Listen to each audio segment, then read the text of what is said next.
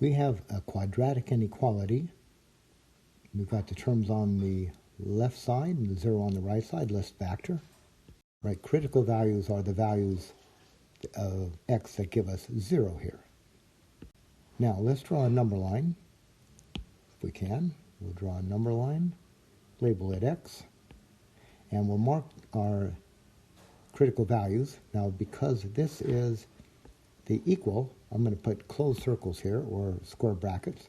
So I'll put one at -4, one at +4, and that divides the interval into 3 subintervals. Okay, I got this interval here, this one here, this one here, and our job is to find out which intervals include the x's that make this original statement true. So let's run a test value here. What I'm going to do is I'm going to go to the leftmost interval. I'm going to pick any point down here. Now the point I'm going to pick here, I'll just pick -5. Now put -5 back in here. All right, so you put -5 here, and see if you get a true statement or not.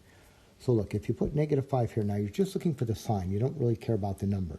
If I put -5 here, -5 plus 4, okay, that's negative.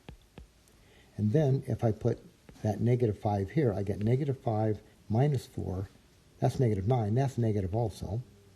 And then what are you looking at? All right, what we're looking at is this times this, which is negative times negative, which is positive. And then what kind of statement are you making here?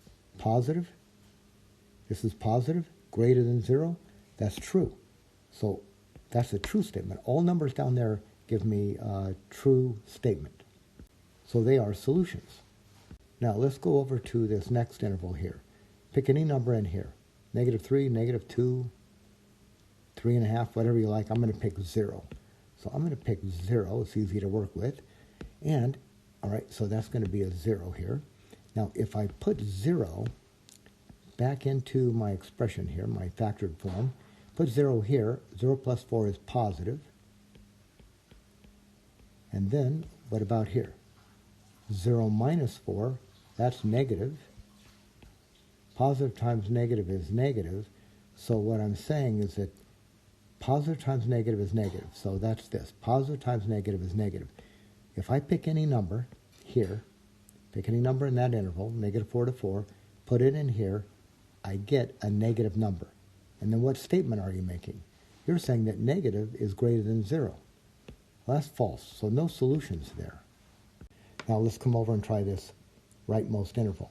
Pick any number here, like maybe 5, and put that 5 back into our factored form. If I put it here, and just look for the sign, 5 plus 4, 9, that's positive. And then here, I put that 5 here, 5 minus 4, well, that's still positive. So what positive times positive is positive. So what I'm saying is that if I pick any number in this interval and put it in here, this is positive, positive. You multiply these together, you get a positive number. And then the statement that you're making is positive greater than 0. That's true. So I get a true statement there, and it means all the solutions are there. So look to see where your solutions are. They're here, not here, and here. So if I just write it, if I just bring this stuff straight down, what have I got? I've got that the x's are to the left, or maybe equal to -4, or the x's are to the right, or maybe equal to +4. That's one way to write it. Or you could even do this with interval notation. -∞ to -4, closed because it's included, or is the union, closed because of the equal sign here, right? Closed because of that equal sign, 4 to infinity.